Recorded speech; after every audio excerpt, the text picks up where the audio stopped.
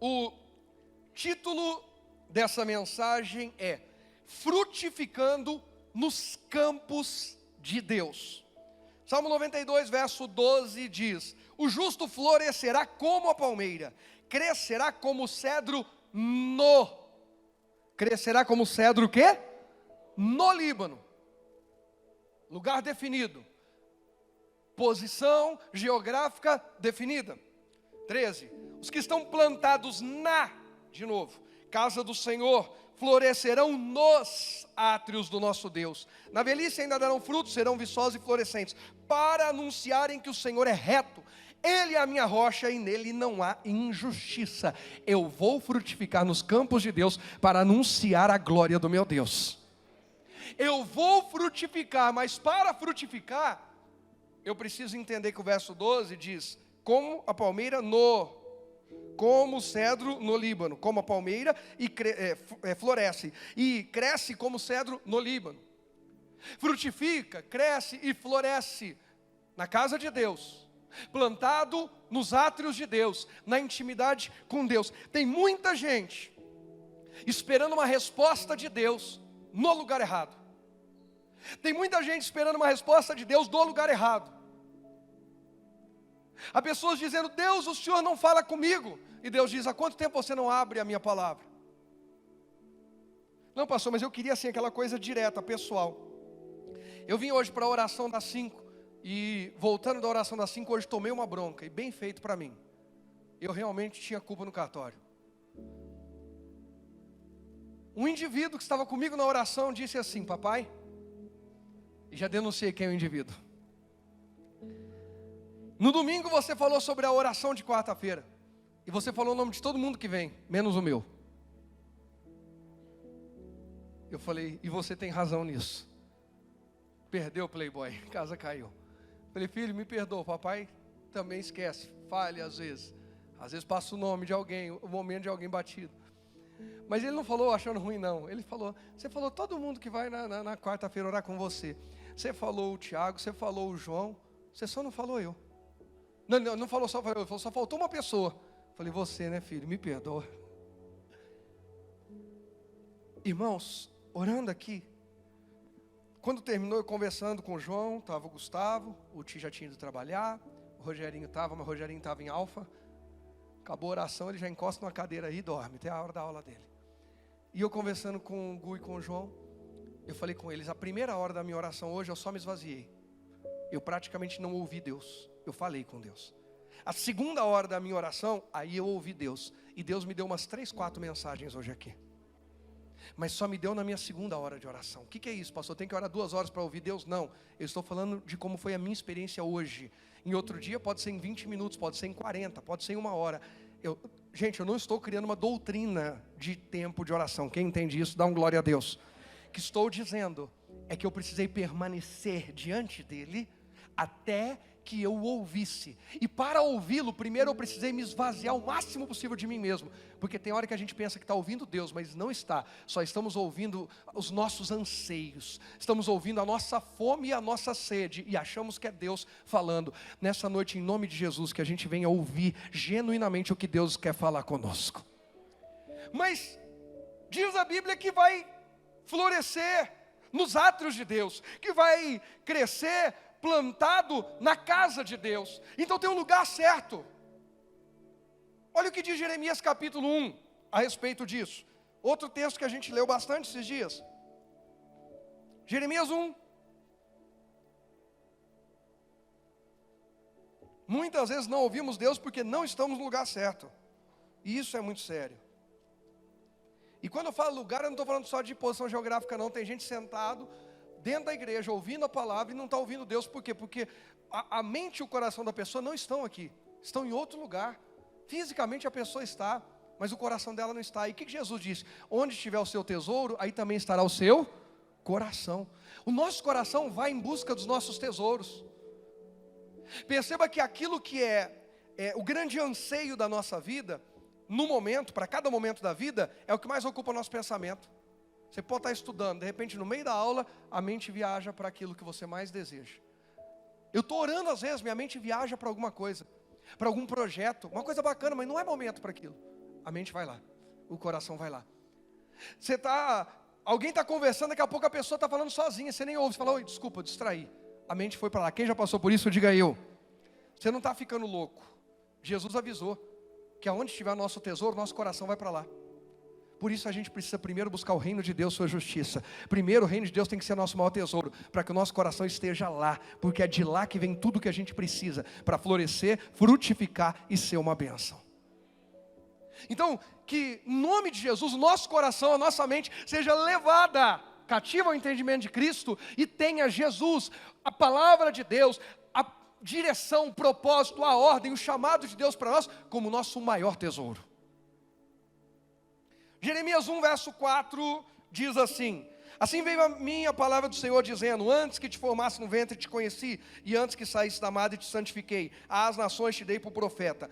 Primeiro ponto, e nós falamos bastante disso, e mais uma vez eu vou repetir: Deus não depende do que você acha, do que você pensa, de como você está se sentindo. Quando Deus dá uma missão, quando Deus dá um propósito, quando Deus fala conosco que vai fazer algo, só precisa de uma coisa: dizermos, eis-me aqui, Senhor, eu confio em Ti. Confie nele, Ele fará. Davi entendeu isso e escreveu no Salmo 37, entrega o teu caminho ao Senhor, confia nele, e o mais Ele fará. Entrega, confia e não toma de volta. A gente às vezes entrega, a gente confia, daqui a pouco a gente toma de volta o controle da situação, as rédeas da nossa vida, e começa a fazer bobagem. Deus está nos trazendo de volta aos campos onde nós vamos florescer e frutificar. Porque quando saímos desses campos, paramos de ouvir Deus. Quando saímos desses campos, paramos de ser regados pelo Espírito de Deus.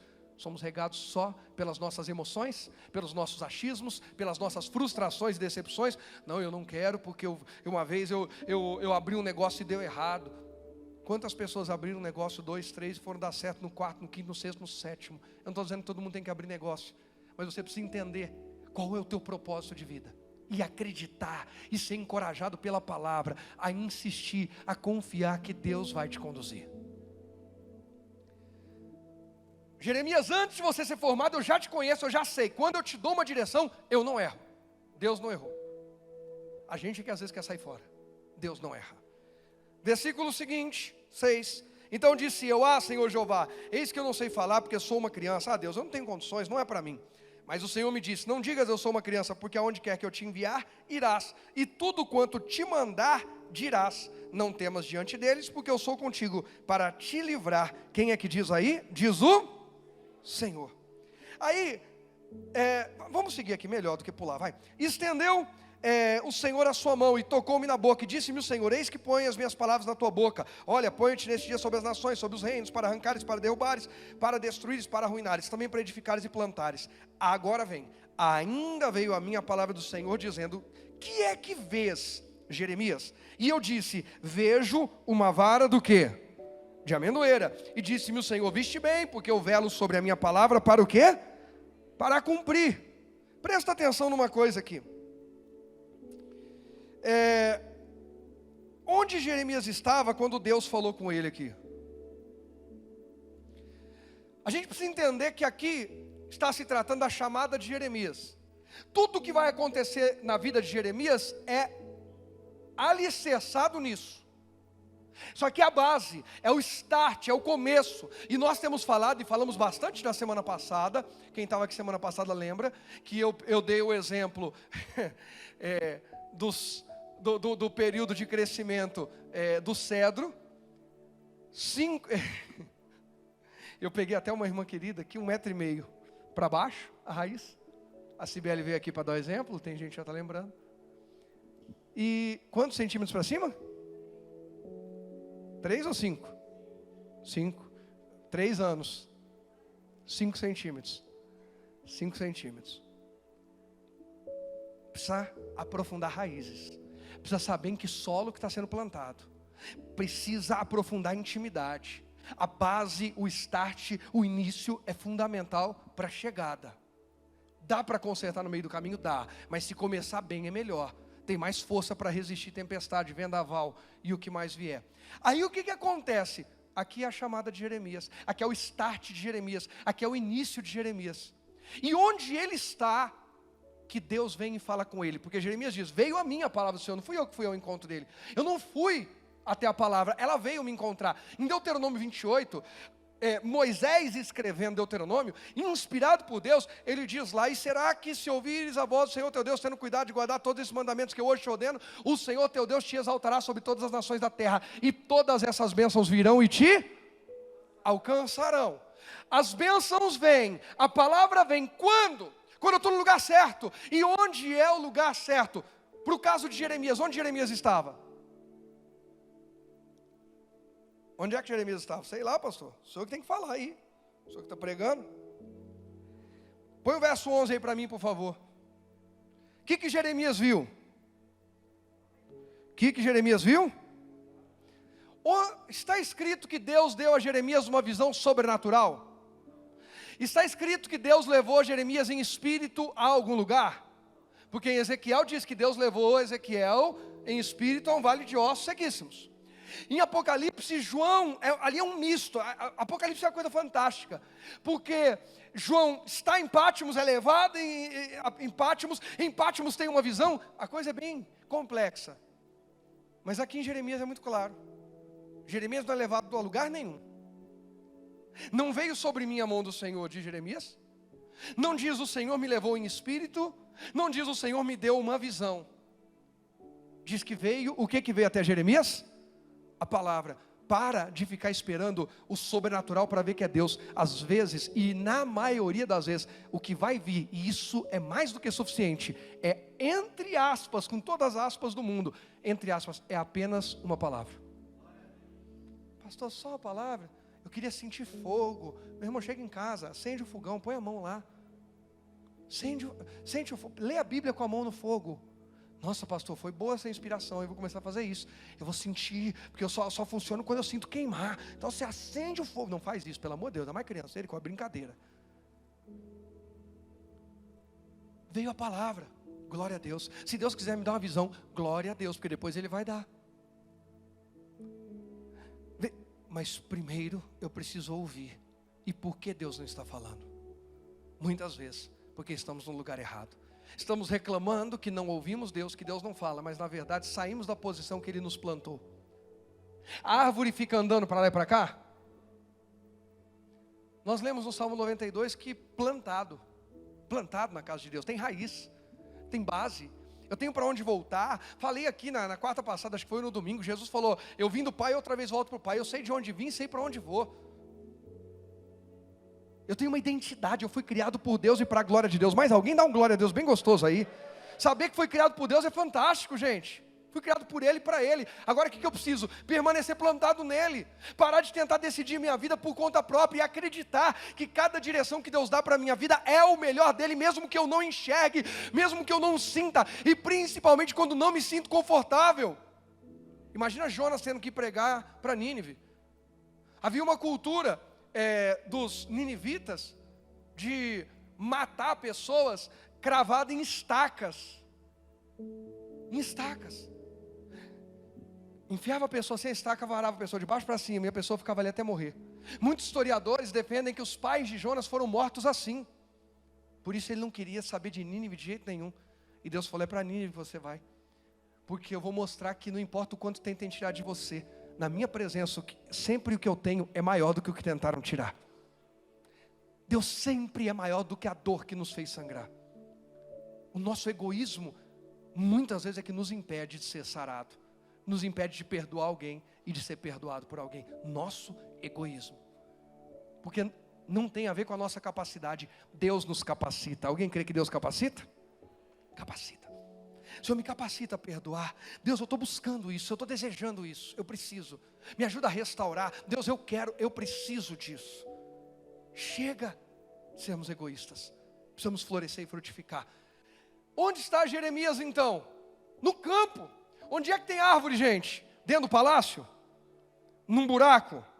Na cidade? No mar? Onde é que tem árvore? Onde tem árvore, gente? No campo. Jeremias estava no campo, e Deus continua procurando pessoas que estão nos campos, para que Ele possa falar. Nenhum cristão foi chamado para não fazer nada na vida. Em João 15, Jesus é bem claro: somos varas, somos extensões da matriz, do tronco, da árvore, da raiz. Extensão. A minha vida é uma extensão do reino de Deus. A minha vida é uma extensão da minha igreja. A minha vida é uma extensão daquilo que eu fui ministrado. O meu testemunho precisa mostrar onde eu estou plantado. Precisa anunciar. O egoísmo não deixa. O egoísmo faz eu querer voltar sempre para dentro de mim. O cristianismo nos leva a ser altruístas. Então eu vejo como eu posso alcançar o próximo, independente de ele merecer ou não. O meu testemunho precisa alcançar alguém, porque eu também fui alcançado sem que eu merecesse. Jeremias então está no campo, e essa visão de amendoeiras se dá no campo. Nós vamos falar de alguns campos, 3 especificamente hoje aqui, onde Deus fala conosco. Mas antes de entrar no primeiro campo, eu ainda quero ler só mais um texto com vocês, 2 Samuel capítulo 11, olha só. E isso é muito sério. 2 Samuel 11.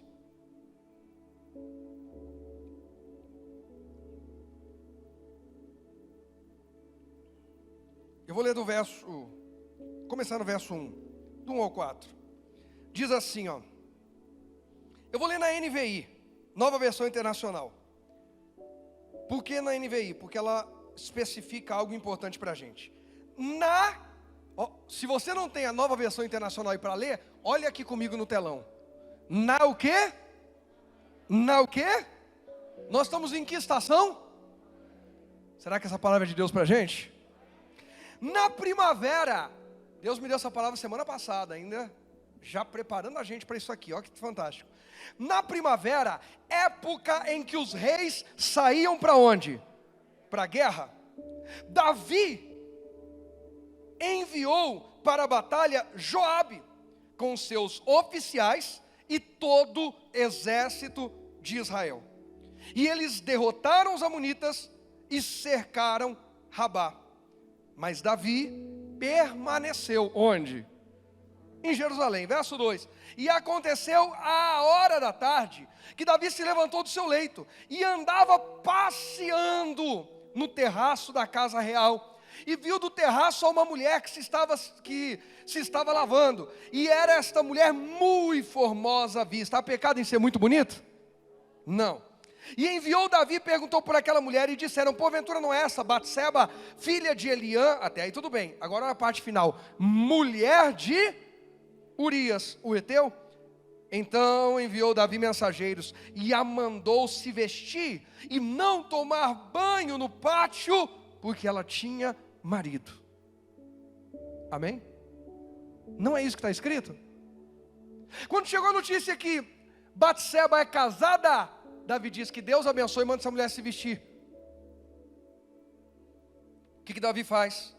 Então enviou Davi mensageiros e a mandou trazer, e entrando ele a ela, teve intimidade, se deitou com ela, e já ela se tinha purificado da sua imundícia, então voltou ela para sua casa. Bom, a continuação da história a gente já sabe. Batseba engravida, vem avisar Davi, manda avisar Davi que tinha engravidado dele. Davi manda Urias voltar da guerra, tenta encobrir a coisa. Urias, vai ser feliz com a tua esposa, porque aí, quando vier a criança, vão pensar que é do Urias. Urias, um homem com muita dignidade, diz assim: meus irmãos estão na guerra, eu não tenho coragem. Ele dorme do lado de fora da casa dele, nem entra. Davi fala: não é possível isso, eu preciso dar um jeito. Manda Urias de volta para a guerra e avisa o capitão, põe ele naquela frente de batalha. Irmão, isso é tão sério, que muitos historiadores dizem que o que Davi fez ali foi o seguinte: não foi só colocar no lugar de maior perigo, mas deu a ordem: vão para cima do inimigo. Quando o inimigo vier, todo mundo sai e deixa Urias. Foi um homicídio totalmente planejado. Davi, um homem chamado por Deus de homem segundo o seu coração, comete adultério e vai passar o resto da sua vida manchado por esse adultério. Não a eternidade, porque na eternidade nós não vamos ficar lembrando de pecado, mas na vida dele ele passou, e ele já partiu para a eternidade. Nós estamos aqui, a gente lembra do pecado dele. E por um homicídio. Isso trouxe consequências gravíssimas sobre a vida de Davi. Guerra, violência para dentro da casa dele, morte. Trouxe estupro entre meio-irmãos. vingança, tudo, porque o verso 1 diz, e aconteceu, bom, aí vocês me quebram, né? Na primavera, época em que os reis saíam era época de ir para onde? Mas o verso 2 diz,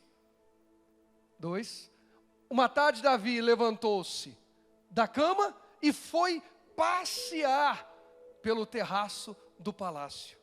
Era tempo dos reis, não era qualquer pessoa, dos reis. Se fosse tempo de guerra apenas, tudo bem, pode ir só o exército, o rei não precisa ir. É bem específico o texto. Na primavera, os reis vão junto com o seu exército. No inverno pode mandar só o exército. Mas na primavera, o rei vai junto. Cuidado quando você quer transferir responsabilidade, aquela que Deus colocou sobre você. Porque a queda acontece aí.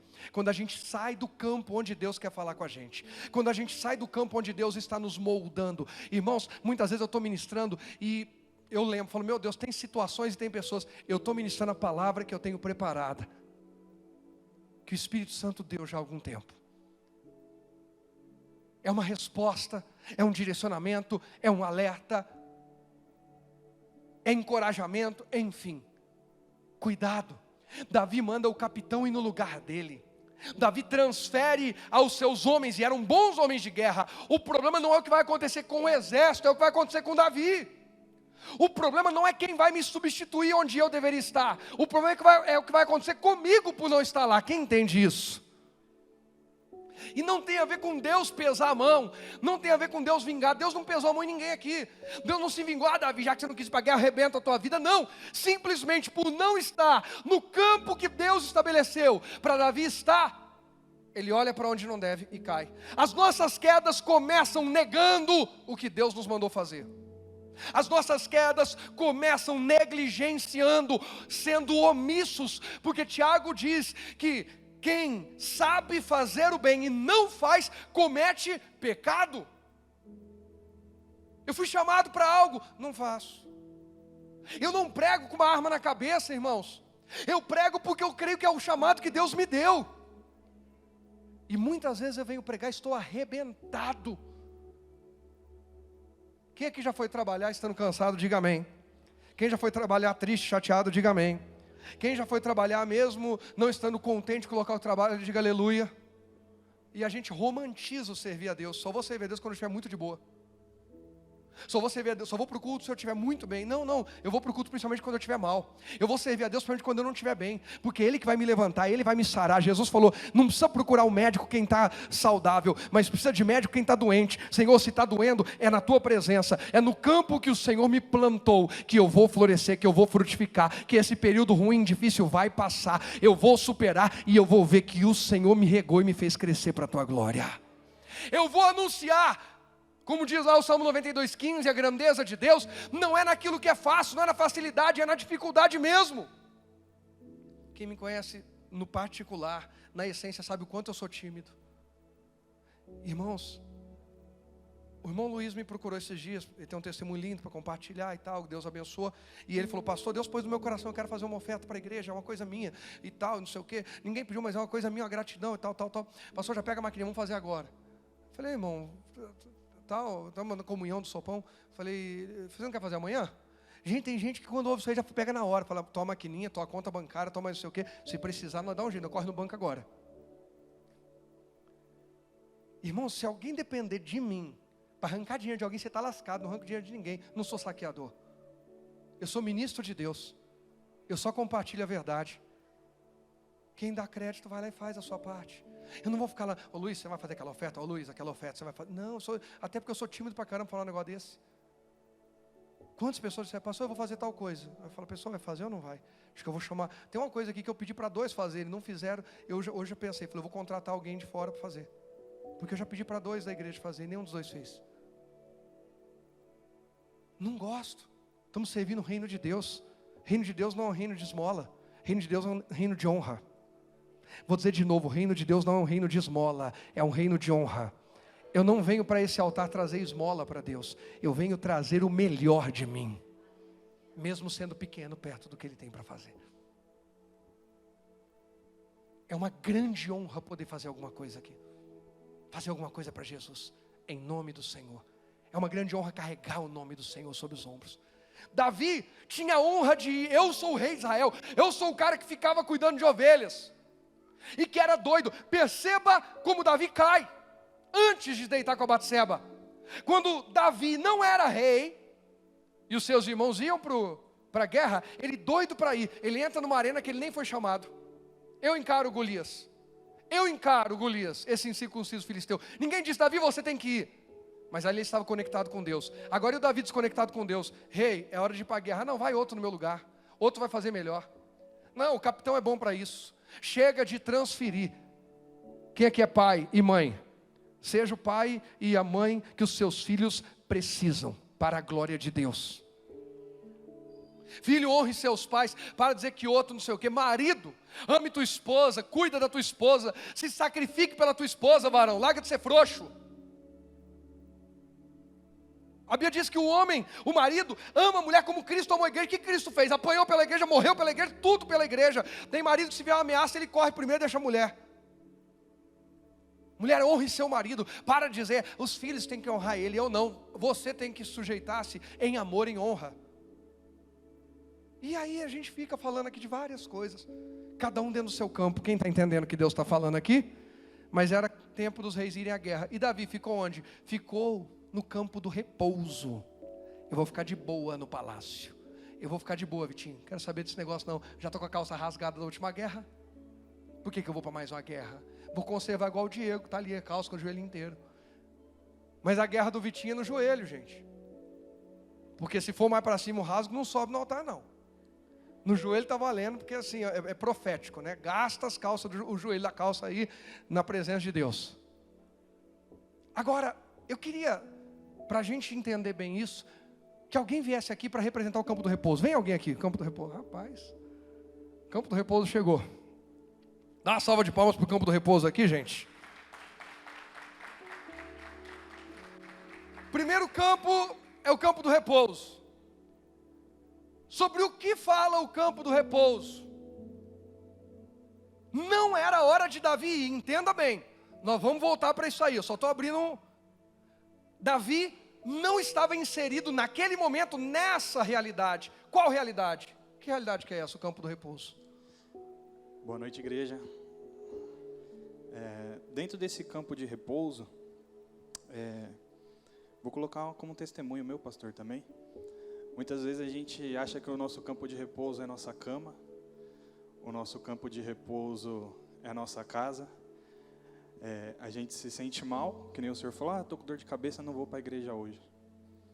E acaba deixando de receber o refrigério, a gente receber a cura da parte de Deus, porque a gente está no lugar errado. A gente tem a bênção à nossa disposição, a palavra já pronta para ser liberada, e a gente está no lugar errado. Eu posso citar um texto, pastor? É com você, filho. Você é o campo do repouso. Amém. Eu sou só o moderador de campo. Dentro desse campo de repouso, eu queria ler com a igreja Salmo 23, onde o próprio Davi escreveu, né? Olha a diferença de tempo e tempo. Davi tinha consciência do que estava fazendo. Davi sabia, mas errou. Amém? Salmo 23, do verso 1. Vamos lá? O Senhor é meu pastor, nada me faltará. Deitar-me faz em verdes pastos. Guia-me mansamente a águas tranquilas. Refrigera a minha alma. Guia-me pelas veredas da justiça por amor do seu nome. Até aqui tá bom. Qual o lugar de repouso do cristão? Na presença de Deus. Davi era pastor de ovelhas. O seu início ali foi como pastor de ovelhas. Davi tinha propriedade para falar de pastoreio. Davi sabia o que era cuidar de uma ovelha. Quando Davi fala sobre um pastor, sobre a vida dele, ele tem propriedade para falar sobre aquilo. Ele sabe o que o pastor faz, ele não está falando por falar. E dentro dessas propriedades, Davi cita que quando nós nos colocamos debaixo do pastoreio de Deus, Deus sempre vai nos guiar para lugares de pastos verdejantes, para águas tranquilas, lugar de refrigério para a alma. Glória a Deus. Tudo isso através das veredas da justiça. Eu ministrei isso na virada da intimidade e o pastor sempre fala: justo mediante a Bíblia é aquele que se baseia na palavra para tomar sua decisão. Aquele que recebe a palavra e mediante ela toma uma decisão. Onde a gente tem buscado refrigério? No conselho do ímpio? No conselho de amigos? Ou na palavra de Deus? Ou debaixo do pastoreio de Deus? Eu ouvi isso uma vez e me marcou. Aqui nessa terra a gente é como uma pessoa num país desconhecido, a gente é estrangeiro. Se a gente não tiver um GPS para guiar a gente vai se perder. E esse GPS, o GPS do cristão é a palavra de Deus. Glória a Deus. Dentro disso, pastor, o que são salmos? Numa visão simples: orações, cânticos. Orações e canções, declarações, Exatamente. poesias. Como Davi fez, Jesus também faz. Eu quero passar aqui por 2 textos rápidos. Na verdade, eu vou citar. Pode citar, eles colocam no telão e o pessoal vê aqui pelo telão. Em Mateus 14, 23, ali o contexto é que Jesus, pela primeira vez, ele multiplica pães. E o povo começa a se inflamar para proclamar Jesus rei fisicamente. Porque alguém que faz aquele tipo de maravilha para o povo israelita, ele seria... Não vai faltar nada, está tudo resolvido tudo aqui. Certo. O homem da provisão chegou. Exatamente. E Jesus, vendo aquilo, para o coração dos discípulos dele não se inflamarem, a palavra diz que ele insiste para que os discípulos vá diante dele, enquanto ele despede a multidão. Os discípulos entram no barco e saem, e Jesus faz o quê? Depois de ter servido o povo que estava ali presente, depois de ter curado, libertado, ele se retira para um momento de oração. A Bíblia diz que ele Não é vai... momento para dormir? Não, Momento do quê? de oração. Depois de um momento de batalha, de O campo de serviço, repouso de Jesus. é oração. Isso se repete também em Marcos, no capítulo 1. Pegando do 35, Jesus serve o dia inteiro também ministrando em uma sinagoga. Ali ele liberta o endemoniado. Ao sair dali, Pedro chega até ele e fala que a sogra dele está doente. Ele vai até a casa da sogra, cura ela e uma multidão se junta. E fala que isso já é o comecinho da noite, é umas 6 horas da tarde mais ou menos. E diz que ele começa a curar e libertar pessoas ali. Não fala o horário, mas diz que tem muitas pessoas. E na sequência fala que logo cedo ele se levantou e se retirou para orar. Os discípulos vendo aquilo, começaram a ir atrás de Jesus e dizer que tinha muita gente indo atrás dele. A resposta de Jesus marcou, pastor. Eu coloquei aqui o 35, mas é o 38. Marcos 1, 38. A resposta de Jesus. E ele lhes disse: vamos às aldeias vizinhas, para que eu ali também pregue, porque para isso eu vim. Jesus tinha propósito no que ele fazia. Muitas vezes a gente vem até a presença de Jesus e não tem esse refrigério, não tem esse renovo da parte de Deus, porque a gente chega sem propósito, a gente chega para cumprir escala. A gente ora todo dia porque é o papel do cristão orar. Eita, a gente forte, lê a Bíblia todo dia porque é o papel do cristão ler. Jesus tinha consciência do propósito dele. Ele tinha acabado de passar um dia inteiro exercendo seu ministério, curando, libertando, ministrando. Diz que antes do sol nascer ele se levanta para orar, porque ali é o verdadeiro repouso do cristão. O campo de repouso do cristão é oração. Está se sentindo fraco? Está se sentindo abatido? Mateus 11, 28. Vinde a mim, você que está cansado e sobrecarregado, e eu te aliviarei. Gui, isso é tão sério que você falou uma coisa aqui que me chamou a atenção. Prestem atenção nisso. Jesus já fez tanto e ele quer fazer mais. Por quê? O Gus citou muito sobre viver por propósito. Quem está vivendo por propósito, é um prazer servir. É um prazer fazer. Você quer ver um exemplo? Marca, olha gente, amanhã nós vamos fazer uma viagem, um passeio. Que horas que vai sair? 5 da manhã, glória a Deus. E na sexta a gente vem para a oração das 5. Ah, mas depois do passeio vai estar cansado. Não é melhor deixar a oração das 5 para a semana que vem? Repouso. tem muito a ver com a motivação do nosso coração, o que está enchendo o nosso coração. E na oração, Jesus todo dia trazia o propósito dele. Meu propósito é servir, é para isso que eu vim. Meu propósito é pregar, meu propósito é curar, é libertar, é fazer a obra do meu Pai aqui. E toda vez que ele fazia isso, ele se sentia encorajado e motivado a fazer mais. Quem está entendendo o que a gente está falando aqui? Quando o Gu fala sobre a oração, eu fiz questão de abrir esse parênteses, porque alguém vai dizer assim, mas eu acho chato orar, então eu não tem repouso quando eu oro. Quando você entende a motivação de você orar, tem repouso. Eu oro, como eu falei aqui, para me esvaziar de mim, para me esvaziar do que me desgastou, do que me marcou, do que me machucou, me decepcionou, me feriu, e para me encher de Deus, para continuar vivendo o propósito que Ele tem para mim. Quem entende? Esse repouso é o que o Gu acabou de falar em Mateus 11:28. Venham a mim os que estão cansados, sobrecarregados, e eu vos aliviarei. Na sequência, Jesus vai dizer, vocês vão deixar o fardo de vocês e levar o meu jugo. Vocês vão deixar o fardo, todas essas dores, todas essas aflições, todo esse desgaste aos meus pés, e vão pegar a minha direção, porque jugo é direção, que era colocado sobre os bois. A minha direção, porque o meu fardo é leve e o meu jugo é suave. Viver o propósito de Deus para a nossa vida, quando a gente entende e gasta tempo em oração na presença dEle, se torna suave. Pode continuar. Glória a Deus. Dentro disso, o Senhor falou hoje no começo aqui sobre a unção do momento. Da mesma maneira que aconteceu com o pastor hoje, a primeira hora de oração fui eu me derramando, colocando para fora tudo aquilo que estava dentro de mim, minhas preocupações, anseios. Dali em diante, ainda cheguei em casa, acordei a Cibele e compartilhei com ela. Deus deu direção. Dá licença, parabéns. Deus te abençoe. O homem chegar em casa 7h30, 8 horas da manhã, acordar a mulher para compartilhar o que Deus falou. Põe a mão na minha cabeça que ora por mim. Pode continuar. Ora por mim, que eu quero pegar essa unção. Essa unção ainda não recebi, não. Eu chego em casa, hoje não rolou, porque ela fez ontem antes. Então, ela lavou a louça ontem e postou, né? Tipo assim, amanhã no culto ele não vai falar que lavou a louça. Quebrou minhas pernas. Tirou um pedaço da minha ministração. Mas eu quando saio daqui na quarta, 8 da manhã, 8 e tal, eu chego em casa, o que eu vou fazer é lavar a louça e ouvir palavra, evitar fazer barulho. Se o irmão Luiz me liga, alguém liga, eu nem atendo. Eu falo, não, eu vou falar alto aqui, vou acordar a minha ungida. Não, deixa ela ser renovada pelo Espírito de Deus. Pode Amém. continuar. Minha admiração e minha fé no que Deus faz através da tua vida só cresceu. Pode continuar. Eu acho que eu até vou descer depois dessa. Não sou digno de ficar nesse altar com você. Misericórdia, pastor. Misericórdia. Então, eu cheguei em casa e compartilhei com ela aquilo que Deus tinha Peraí, chegou onde? em casa. Ah, tá, pode continuar. Aqui na casa da avó. Não, pode continuar do jeito que você falou aí. E compartilhei com ela, né? E assim, não é porque era o dia do pastor, não era porque eu estava aqui.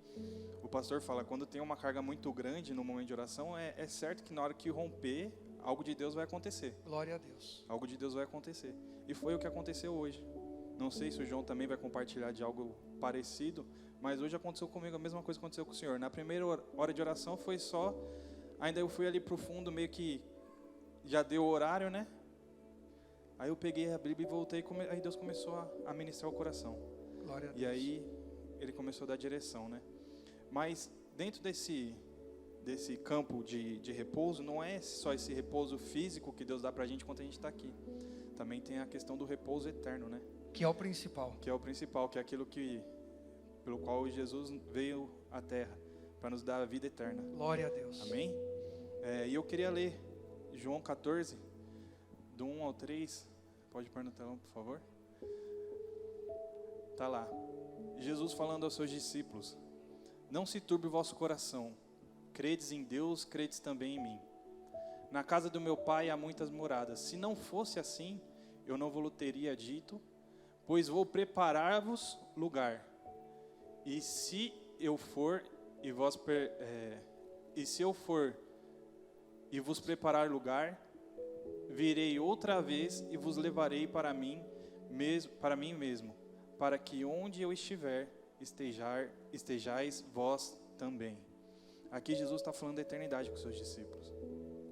E quando eu li isso daqui, e fui meditar um pouco em relação a isso, é claro que a gente tem como base sobre a eternidade João 3,16, né? Que Deus amou o mundo de tal maneira que enviou o seu Filho unigênito, para que todo aquele que nele crê não pereça, mas tenha vida eterna. Vida eterna. O propósito de Deus para mandar Jesus aqui na terra é para que nós alcançássemos a eternidade. E Jesus estava colocando isso para os seus discípulos. em Apocalipse 21, verso 3, João tem a mesma visão daquilo que Jesus ministrou a eles, mas de uma forma como irá acontecer com todos nós em nome de Jesus. Amém. Vamos ler aqui? Tá lá. E ouvi uma grande voz do céu que dizia: eis aqui o tabernáculo de Deus com o homem, pois com eles habitará, e eles serão o seu povo, e o mesmo Deus estará com eles e será o seu Deus. Quando Jesus fala que ele vai construir um lugar para que eles habitem com Jesus. E aqui é o lugar que, no versículo 1 diz que a Nova Jerusalém está descendo, e é o lugar da habitação do seu povo com Jesus. Esse é o lugar de habitação, é o nosso lugar de repouso eterno. E Jesus está preparando isso enquanto você está aqui. Porque Jesus fala que os discípulos dele, acho que é em João, né, pastor? Sim. Ele fala que é aqueles que o amam e fazem aquilo que ele pede, né? Sim.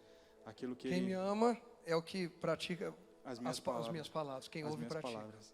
Então, desde o começo até aqui, a gente tem que se basear em justiça, praticar aquilo que Deus tem falado, para que a gente alcance essa promessa.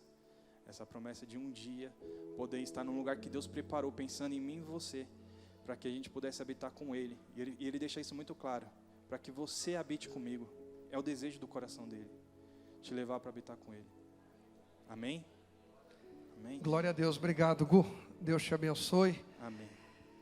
O repouso, então, como o Gu falou aqui, são duas vertentes. Há um repouso aqui momentâneo, que é o repouso no tocante a renovo. Somos renovados à medida que entramos na intimidade. E há o repouso eterno, que é o principal que Jesus está preparando para a gente. Mas enquanto a gente está aqui, a nossa vida, a nossa caminhada vai alternando entre campos de repouso, tem mais um campo que eu quero falar. Era tempo do Davi, nós vemos lá 2 Samuel 11:1. Chegando a primavera, tempo em que os reis iam. Era tempo de estar no campo do quê? E Davi foi para o campo do quê? Repouso. Era hora de Davi estar no campo de repouso? Passeando no palácio? Era hora de estar no campo de guerra. Cuidado. Tem coisa que a gente vai dizer, isso não é errado. Não. Mas Eclesiastes 3 diz que tudo tem seu tempo determinado. E há tempo para todo propósito debaixo do céu. Estar vivendo fora, desalinhado com o tempo, nos vai derrubar. Vai fazer a gente cair. Então, aqui na terra a gente vai alternar entre campos de repouso, campos do que Davi devia ter ido? Campo de guerra. Tem alguém em campo de guerra aqui? Cadê o campo de guerra? Levanta, meu filho, e vem com tudo. Porque campo de guerra já tem que chegar tinindo aqui. Glória a Deus. Aí, ó, tá vendo? Boa noite, igreja.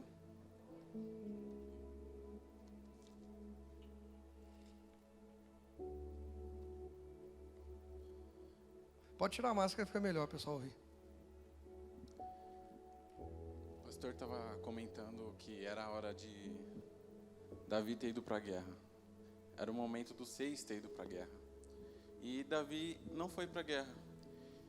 E isso me chamou muita atenção quando o pastor falou com a gente depois da oração. E chegando em casa, eu fui meditar na palavra, fui buscar um pouco. Você não tinha mulher para acordar? Não tinha mulher para acordar. Porque aí era ir para o campo de guerra. Em alguns casos era campo de guerra. O Gu foi acabar com o campo de repouso. E aí foi testá-lo. Fui buscar a palavra de Deus. E eu gostaria de ler 2 Coríntios 10, o 4. As armas que usamos na nossa luta não são do mundo. São armas poderosas de Deus, capazes de destruir fortalezas e assim destruirmos ideias falsas. A gente sabe que a nossa guerra aqui não é contra carne nem sangue. A nossa guerra é contra principados e potestades. Acho que falei certo, não? A gente tem que tomar cuidado com qual guerra a gente está entrando. Se é momento da gente realmente ir para a guerra ou é momento da gente ter um repouso. Aqui era o momento de Davi ir para a guerra. E nisso eu fui lendo, fui meditando na palavra, estava ali lendo a Bíblia, fazendo meu esboço, comecei a escrever. E um bom exemplo que o pastor deu foi de Davi. Depois da oração, eu pensei, nossa, verdade. Davi, ele era uma pessoa ansiosa na guerra. Nossa, eu quero ir pegar aquele gigante em nome de Deus. Esse era o perfil de Davi. Surgiu uma guerra, eu estou dentro, sou guerreiro. Agora, Davi, nessa ocasião, não, eu vou ficar aqui mesmo e tem Urias na minha frente. Isso chama atenção que Davi nega até a natureza dele. Deus o criou, lembra do Jeremias? Jeremias, antes de formar eu te conheci. Quer dizer, eu sei quem você é melhor do que você mesmo. A essência de Davi é de um guerreiro, a essência de Salomão é de um sábio. Perceba, cada um tem sua, mas Davi cai quando ele perde a essência que Deus colocou nele. Sim. E a gente tem que ter essa noção. Qual é a nossa guerra hoje? A gente tem que tomar cuidado na hora também de guerrear, não é ir de qualquer jeito. Efésios 6, se eu não me engano, Deus fala da armadura. A gente pode sair para a guerra de qualquer jeito. 6:12. 6:12. Sair de peitão aberto, a primeira flechada que vem, irmão, você cai e tchau. Você tem que ter a armadura completa de Deus. A gente tem que ter cuidado qual campo que é a nossa luta de verdade.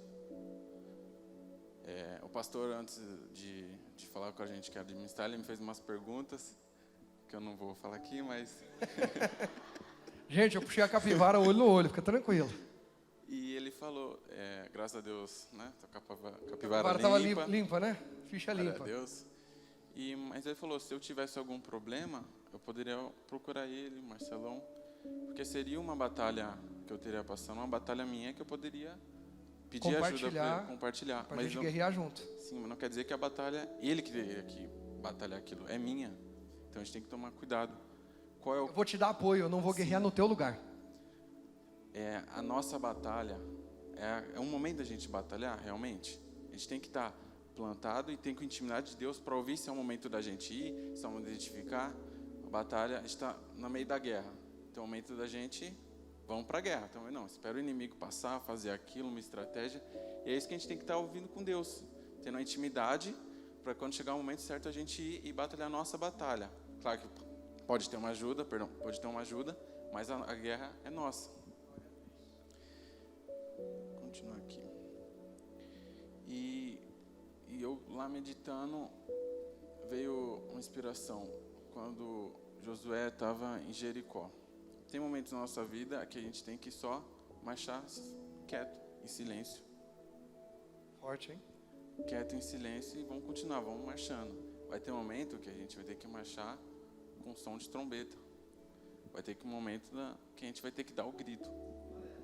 E eu pensei, o que era mais fácil? Eles entrar e guerrear ali na cidade ou eles derrubar aquele muro? Então a gente tem que saber qual é o papel de Deus. Era mais fácil Deus derrubar a muralha, eles entrar e guerrear. Essa era a guerra deles. Claro que Deus podia derrubar a muralha e quando eles entraram não tinha ninguém ali vivo. Mas o papel deles nessa guerra, naquele momento, era, primeiro, circular, quieto. Mas tá circulando quieto, zombando, os caras, os bobão lá embaixo. Você acha que vão olha o tamanho da minha muralha. E depois, com trombeta, passando mais vergonha, agora fazendo barulho de trombetinha. Aí depois que dá o grito, estão gritando, vamos fazer festa, e a muralha cai. Esse era o momento deles guerrear. Então a gente tem que estar esperto nisso também. Qual é o nosso momento de ficar quieto só ouvindo Deus? Qual é o nosso momento de realmente começar a marchar com trombeta? Qual é o momento de quando a gente perceber que a muralha caiu, a gente agora sim, agora é a nossa guerra e a gente vai para cima. Fazer um gancho aqui, gente, fantástico o que o João falou aqui, presta atenção, não é porque estamos num campo de guerra ou num tempo de guerra que a gente vai sair guerreando que nem louco. Campo de guerra também é lugar de estratégia. Campo de guerra, você pode estar no meio de uma guerra, também é lugar de estratégia. E digo mais, quando nós vamos para o campo de guerra, debaixo de uma estratégia inspirada por Deus, nós surpreendemos o nosso inimigo. Anota e guarda isso. Quando vamos para uma guerra, para uma batalha, debaixo de uma estratégia de Deus, nós surpreendemos o nosso inimigo. Viu que o João falou? O inimigo olha e fala assim: os caras estão passando aí mudo, que bobão. Agora eles estão tocando trombetinha, ficaram besta. Agora começaram a gritar, acho que eles cansaram, estão desesperados. Agora a casa caiu. Eles foram surpreendidos porque até então eles estão debochando, estão zombando. Esses caras não fazem nada, esses caras não fazem nada. De repente começa a chacoalhar, tremer tudo, começa a cair a muralha. O que é isso? A gente não imaginava que isso ia acontecer. Quem ouve a estratégia de Deus para ir para a guerra vai surpreender seu inimigo. Glória a Deus. E para finalizar, só vou citar aqui Mateus 26, que foi quando foi uma guerra que Jesus passou, uma guerra espiritual, uma guerra que eu vejo como uma guerra de perseverança. O cenário ali que era Jesus estava orando no Getsêmani, e aquela guerra dele, transpirando gotas de sangue, Jesus olha e fala: Senhor, passa de mim esse cálice, mas seja feita a tua vontade. Era uma guerra que ele estava ali. E ele perseverou, estava orando, e quando ele foi ver os discípulos que estavam dormindo de tristeza, aquele momento era um momento de guerra para Jesus. Para os discípulos era para estar intercedendo, porque foi Jesus que pediu, mas os discípulos estavam num momento de quê? De repouso. Não era um momento de repouso, era um momento de guerra. É como você falou no início da sua situação quando nós conversamos. Sim. Apesar da batalha ser sua, você teria alguém para te dar suporte, para entrar na guerra com você. Foi o que Jesus pediu aos seus discípulos, a 3, Pedro, Tiago e João: vem para a guerra comigo, vem para o campo de guerra comigo. E Jesus entra no campo de guerra e eles, a metros de distância de Jesus, vão para o campo do repouso. Às vezes a gente está pertinho da nossa bênção, a gente está pertinho de Deus, pertinho da palavra, pertinho do milagre, mas ao invés de sermos inseridos no ambiente que Jesus nos chamou para estar, a gente decide nos auto-inserir em outro ambiente. Jesus me mandou estar no altar, ministrando a palavra, mas eu cismo que eu tenho que estar no altar tocando bateria. E ao invés de estar no local que Ele me mandou estar, fazendo o que Ele mandou, eu vou fazer outra coisa. Eu ainda estou perto de Jesus. Quem está entendendo? Amém. Eles saíram de perto de Jesus? Não. Eles foram embora? Abandonaram Jesus? Simplesmente eles não entenderam. Era campo de guerra aquele local. E eles entenderam: como é tarde e a gente está cansado, é campo de repouso. Irmão, o que determina o nosso campo não é a nossa força física, as nossas emoções, o ambiente. É o que Deus está falando. Qual é o campo que Deus te colocou para esse momento? Glória a Deus. E para finalizar, a gente tem que ter essa ciência. Qual é o momento certo, quais situações da nossa vida que é para guerrear e qual é para ter o descanso. E Jesus, ele vendo ali, chama a atenção deles, continua orando. Até ministrações passadas que o pastor pregou, que veio o anjo interceder por ele, ajudar, e Jesus venceu essa guerra de perseverança.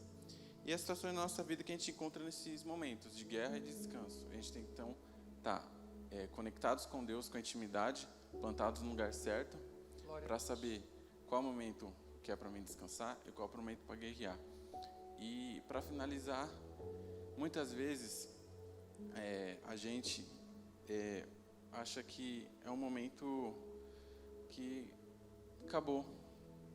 Na hora de eu descansar, eu entrei numa guerra que não era minha. A gente tem que tomar cuidado com isso também, né, pastor? Verdade. Entrar em guerra que não é nossa, uma guerra que a gente não foi chamado para guerrear. A gente pode ser uma pessoa que vai interceder pela que é a guerra, mas não é nossa. Então, pastor, era para mim descansar e eu entrei numa guerra, o que eu faço? Ou era para mim guerrear, que nem Davi, mas eu fiquei no meu descanso. Será que tem jeito para mim, pastor? Tem jeito para você, João, tem jeito para todos nós, Glória amém? a Deus. O que o João está falando aqui é tão sério que aconteceu com Pedro na sequência. Na hora que era para Pedro estar no campo de guerra em oração com Jesus, obrigado, viu, João? Deus te abençoe, filho. A hora que era para Pedro estar no campo de guerra com Jesus orando, porque Jesus chamou Pedro, Tiago e João, Pedro estava fazendo o quê? Dormindo de tristeza. Na sequência, quando vem os soldados e prendem Jesus, vão prender Jesus na verdade, Pedro puxa a espada, aquela hora de repousar. Por quê? Porque ali Jesus estava se entregando. Jesus disse: ninguém tem autoridade sobre mim, eu dou a minha vida. O que Pedro faz? Puxa a espada e vai tentar matar o soldado Malco. Pedro não mirou a orelha daquele homem, estava escuro, naquele tumulto pegou a orelha e caiu. Jesus parou tudo, para a briga. Imaginando a autoridade de Jesus. Gente, num tumulto, como é que você faz todo mundo parar? O cara está sangrando, jorrando sangue, a orelha no chão. Como é que você acalma alguém para pegar a orelha e pôr no lugar? Não é normal, é autoridade. Irmãos, Deus quer a gente se movendo em autoridade. Jesus pega a orelha daquele homem no chão e coloca de volta.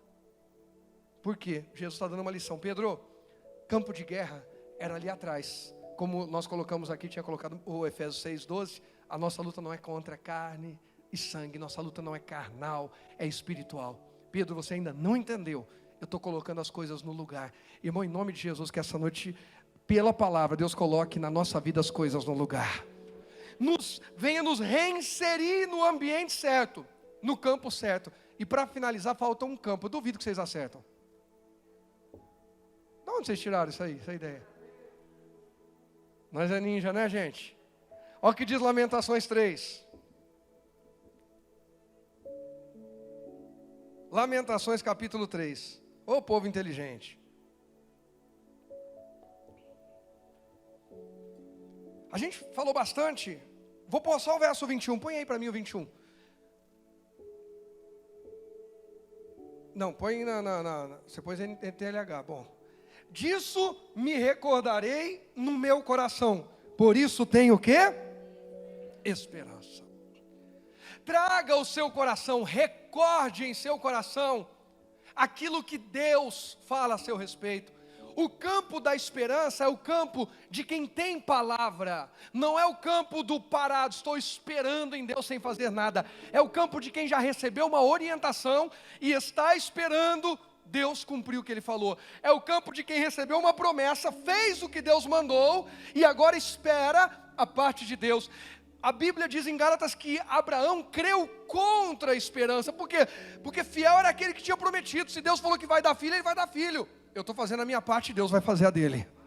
O campo da esperança é o campo do fiel, daquele fiel que perdoa, do fiel que congrega, do fiel que evangeliza, do fiel que entrega seu dízimo, sua primícia, sua oferta.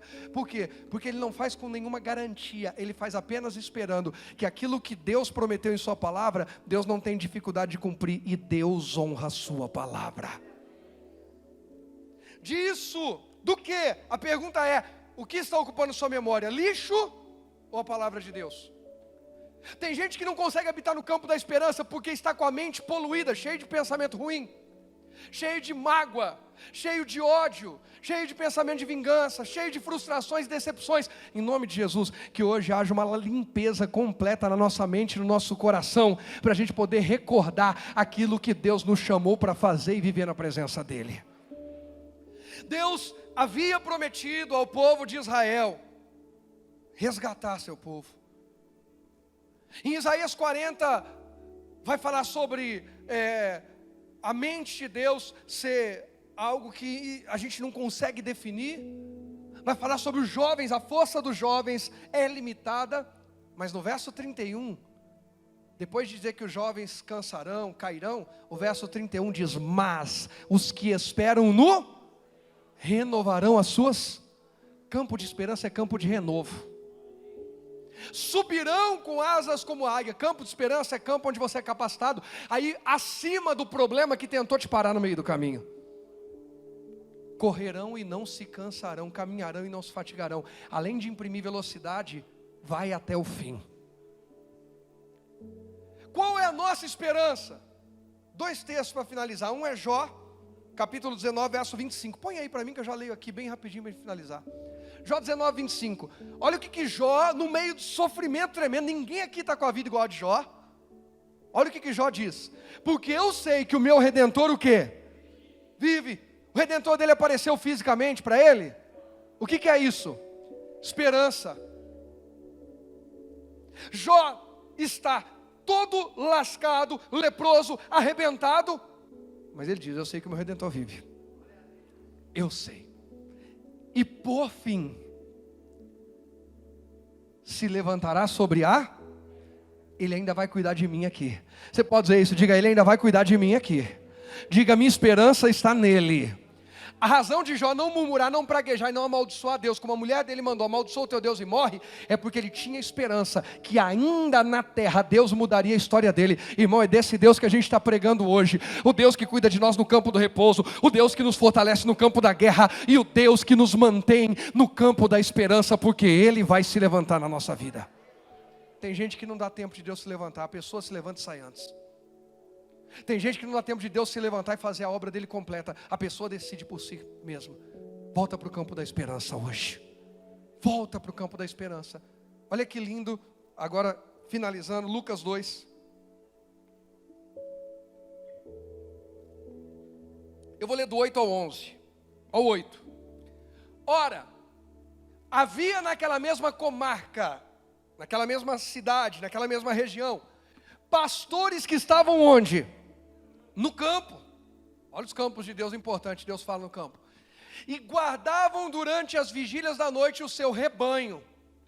E eis que um anjo do Senhor veio sobre eles, e a glória do Senhor os cercou de resplendor, e tiveram grande temor. Gente, isso aqui é uma experiência extraordinária, mas presta atenção no fim. E fim aqui que eu estou falando é no sentido de finalidade. Esses anjos não vieram para curar ninguém. Às vezes a gente espera uma experiência sobrenatural para um toque poderoso, para uma cura milagrosa. Os anjos vêm com um intuito, o mesmo intuito do que está acontecendo hoje aqui. Sem perceber, talvez você não tenha percebido, você está num ambiente igualzinho a esse. O Gu entendeu já. Eu e você estamos num ambiente igualzinho a esse. Porque Deus enviou uma notícia para aquele lugar. Quem aqui está recebendo notícia de Deus hoje? Você está num ambiente igual, a diferença é física, a espiritual é igual. Há uma glória de Deus aqui. Versículo 10. E o anjo lhes disse, Apocalipse fala do anjo da igreja, está trazendo a palavra. Não temais, porque eis que vos trago novas de grande alegria, que será para quem? Para todo o povo. Lembra da esperança de Jó? O meu Redentor vive, ele vai se levantar. E o 11, pois na cidade de Davi vos nasceu hoje o Salvador, que é o Cristo, o Senhor. Anjos apareceram no campo dos pastores, para trazer a maior notícia de esperança que poderíamos receber.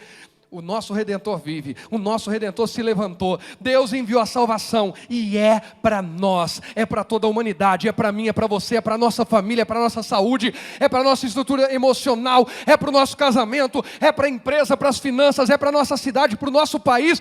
A esperança floresça hoje, plantado no campo da esperança, porque Jesus já nasceu, e já deu a vida dele no Calvário, e ressuscitou, e deu essa vitória para mim e para você. Só quem crê dá glória a Deus. Pode aplaudir a Ele, pode aplaudir.